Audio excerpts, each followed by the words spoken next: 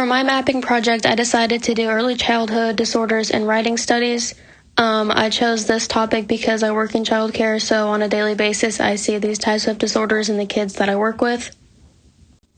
Before I get into explaining my project, I'll just do a quick overview of what it looks like. The first page is just describing all the different disorders that I researched, and the ones that I felt were most prevalent in what I see every day.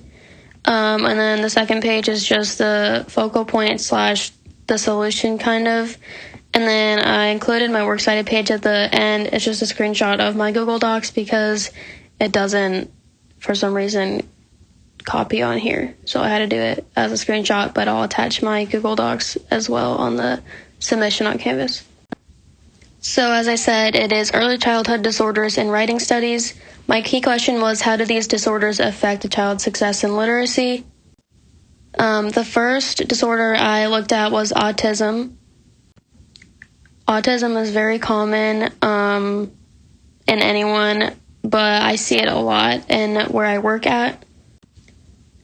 So autism is a developmental disorder that impairs the ability to communicate and interact, and it affects the nervous system. Autism can start at a very early age, but it can't be diagnosed until they're about 2 years of age. I feel like there are many people who associate having autism with being dumb, which is far from the case, and many of the children at my place of work that do have autism, they are very smart. The article that I read when researching autism was it said writing as a communicative act is a social event between the writer and the audience. So because it involves two groups of people, it can be very challenging for the individual with autism. They will not always be able to understand that their peers may have a different viewpoint than they do. So in turn, that results in them getting frustrated, which makes it difficult for them to read and write because they're sitting there wondering, well, why does my friend not think the same way that I do about this thing that I'm writing or what I'm reading? The next disorder that I researched was oppositional defiant disorder, also known as ODD. According to Johns Hopkins Medicine, children with ODD are uncooperative, defiant, hostile towards peers, parents, teachers, and other authority figures. In some capacity, that is true, but it's not fully accurate. One child that I work with on a daily basis has ODD.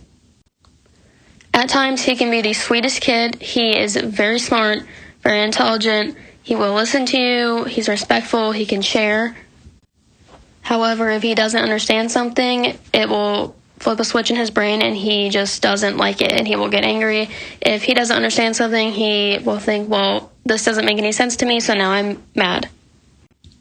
One of the theories involved with ODD is called the learning theory. Essentially, it suggests that the negative symptoms of ODD are learned attitudes, saying that the kid will mirror what the authorities in his life are what they're saying to him. So if he is receiving negative reinforcement, that is what he will mimic. These behaviors allow the child to get what they want, or the satisfaction of attention and reaction from parents or friends or teachers or so on. So with the anger that comes from not understanding something, that can result in getting frustrated and giving up on the task, not caring about the assignment, or not trying to practice their writing skills because they are early age children. Although autism is very different from ODD, they do go hand in hand with the reactions that come from not understanding something or not comprehending what they were told. Moving on to ADHD, which is attention deficit hyperactivity disorder. This is very common and something that I do see every single day because my 9-year-old brother has ADHD, very high functioning ADHD. So ADHD is described as a chronic condition including attention difficulty, hyperactivity, and impulsiveness. ADHD is something that is controllable in some form. There is medication you can take for it. There is Vyvanse and Adderall.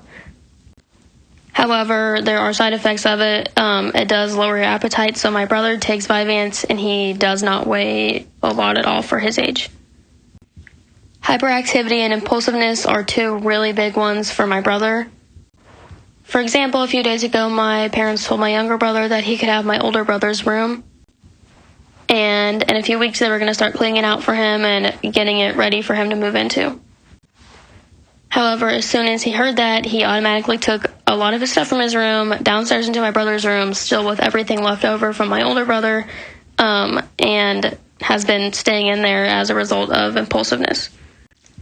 As far as academia goes, a significant portion of children diagnosed with ADHD also have a sort of literacy difficulty, or dyslexia, so they have trouble reading, spelling, writing, things like that.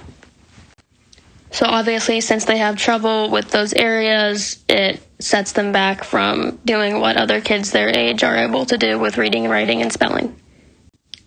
So I've described the 3 disorders that I researched that I thought were most prevalent in this field.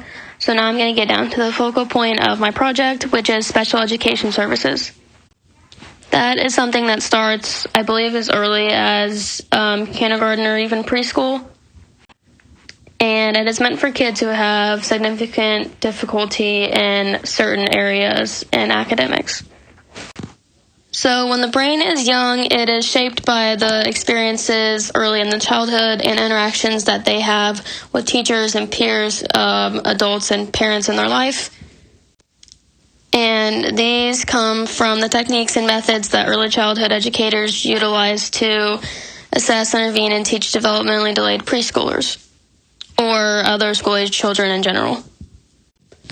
With these kids able to have a smaller group and a teacher to themselves to help them build on what they aren't super great in versus what their other classmates are is crucial for them learning and being more successful at what they'll need to know later in their life or as they just continue to go on in the years in school. And because they have one-on-one help or small group help and they're not sitting in a class full of more kids and their questions or concerns aren't being heard. Or they might not know what questions to ask, or they don't even know if they need to ask any questions. And when they're in that smaller group or having one-on-one time, they're able to be seen and heard and focused, and the teacher will notice if they're not paying attention, they're in a smaller group, so they're able to get their attention more. I think that special education services are the focal point of it all because it's all those children that aren't as developed or at that level that their classmates are at, that they're able to sit down and kind of connect with the other kids around them that maybe have the same disorder or are just around the same level that they're at. So they all go hand in hand with each other because that's what these services are for, is to help the people or the kids with these disorders. And with that includes my presentation on my mapping project.